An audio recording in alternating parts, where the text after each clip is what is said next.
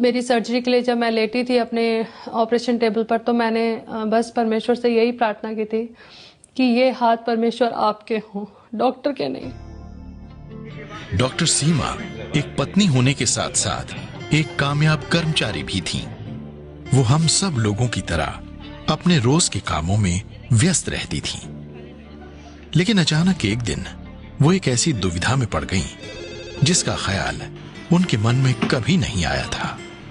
जब होली फैमिली में चेकअप हुआ तो उस टाइम पर डॉक्टर ने कहा कि मैलिग्नेंट ग्रोथ नहीं है और नॉन कैंसरस है। तो मैंने उस टाइम पूछा था सर्जरी के लिए, तो डॉक्टर ने बोला कि ऐसा कोई ज़रूरी नहीं है कि आप सर्जरी कराओ, बस आप देखते रहना कि अगर ये लंप का साइज इंक्रीज हो तो फिर आप आके फिर से चेकअप करवाना।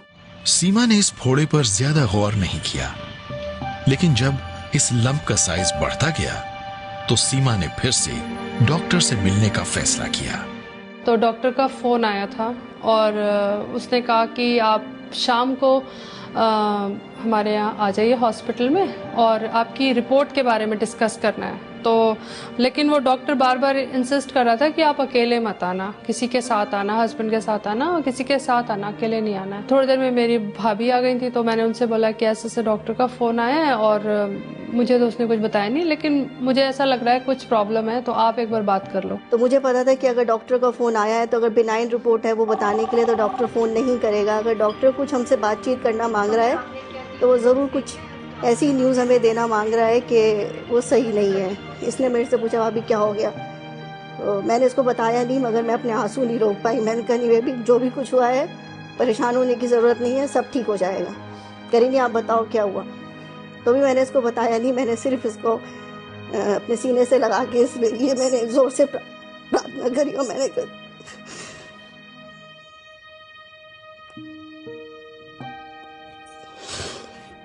क्योंकि हमारे घर में सबसे छोटी है और मैंने शुरू से इसको बहुत प्यार किया है, तो मैंने सिर्फ प्रार्थना यही करी। मैंने कहा खुदा जो भी कुछ है ये जल्दी से ठीक हो जाए। मैंने कहा बेबी कुछ भी नहीं है और जो भी कुछ डॉक्टर ने बताया है कुछ भी नहीं है, तुम ठीक हो जाओगी। कैसने बोला कि डॉक्टर ने क्या बोला है, ये पढ़ी लिखी है, इसको मैं ज़्यादा बेवकूफ़ नहीं बना सकती थी। फिर मैंने इसको बताया, मैं कहा बेबी तेरे को डॉक्टर ने कैंसर डायग्नोज किया है। इस तरह के हादसे या तो आपकी आस्था को और मजबूत कर देते हैं या उसे चूर चूर कर देते हैं। डॉक्टर सीमा के लिए ये एक ऐसा समय था जब उनका विश्वास परमेश्वर के प्रति और अटल हो गया था। सबसे बड़ी बात थी कि मेरे को कभी डिप्रेशन नहीं हुआ, मैंने कभी मौत के बारे में नहीं सोचा। जब लोगों को कैंसर होता है तो सबसे पहले लोग मौत के बारे में सोचते हैं कि भाई अब हम मर जाएंगे, लेकिन ये परमेश्वर की सामर्थ्य और उसकी आत्मा का काम था कि मैंने कभी मौत के बारे में नहीं सोचा, कभी मुझे डिप्रेशन नहीं आया। वो 9 महीने सीमा के लिए एक संघर्ष का समय था, शारीरिक, मानसिक और आत्मिक संघर्ष का समय। लेकिन इस संघर्ष के साथ एक और परेशानी भी जुड़ गई थी और वो थी आर्थिक समस्याएं। इसका सबसे पहला सवाल ये था कि अरे भाभी ये तो कैंसर है, बड़ा महंगा इलाज है और मेरे पास तो बैंक में सिर्फ 10,000 रुपए पड़े हैं, मेरा इलाज कैसे होगा। इस इलाज के कारण सीमा को लंबे समय तक घर में रहना पड़ा और इस दौरान उन्हें तनख्वाह भी नहीं मिली। सीमा और उनका परिवार जानता था कि इस संकट का समाधान सिर्फ प्रार्थना से ही हो सकता था। बस सिर्फ यही मांगा परमेश्वर से कि परमेश्वर मेरी इतनी उम्र है, मैं ऐसा बैठी हूँ, मेरे सामने मेरे बच्चे को कुछ नहीं होना चाहिए, उसको जीवन दे। और सिर्फ उनके परिवार ने ही नहीं बल्कि कई मित्रों और पादरियों ने भी प्रार्थना के जरिए इस परिवार को सहारा दिया। मेरे बेटे ने, रोनी ने सब जगह लेटर डाले प्रार्थना के लिए और सब जगह से हमको जवाब मिला है कि हम लोग प्रार्थना करें, आप चिंता मत करिए, अब आपकी बेटी, आपकी बहन ठीक हो जाएगी। बहुत बड़ा इन लोगों का रोल था और आज मैं अगर जीवित हूँ तो मैं इन लोगों को क्रेडिट देती हूँ उस चीज़ का। परमेश्वर के बाद दूसरा ये लोग थे जिन्होंने मतलब दिन रात मतलब मुझे देखा, संभाला और मतलब स्पिरिचुअली और इमोशनली जो सपोर्ट मुझे ज़रूरत थी उस टाइम पर, वो इन लोगों ने दिया मुझे।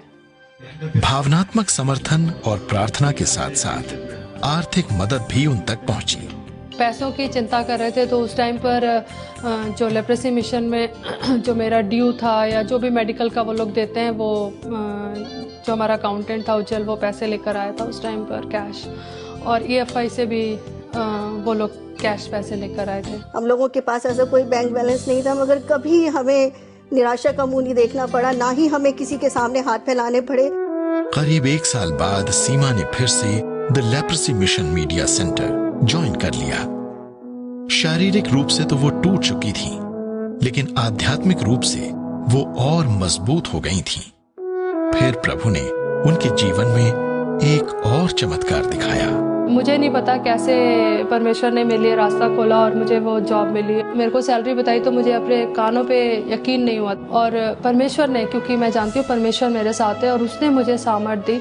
मैं कितना लंबा लंबा टूर करती हूँ, होटल्स में रुकती हूँ, जाके होटल्स में खाना खाती हूँ, लेकिन परमेश्वर मुझे संभालता है और सामर्थ देता है कि मैं इतनी मेहनत कर पाती हूँ और सब मतलब अपने नॉर्मल लाइफ लीड कर रही हूँ, और बहुत सारे लोगों के लिए आशीष का कारण परमेश्वर ने मुझे बनाया है।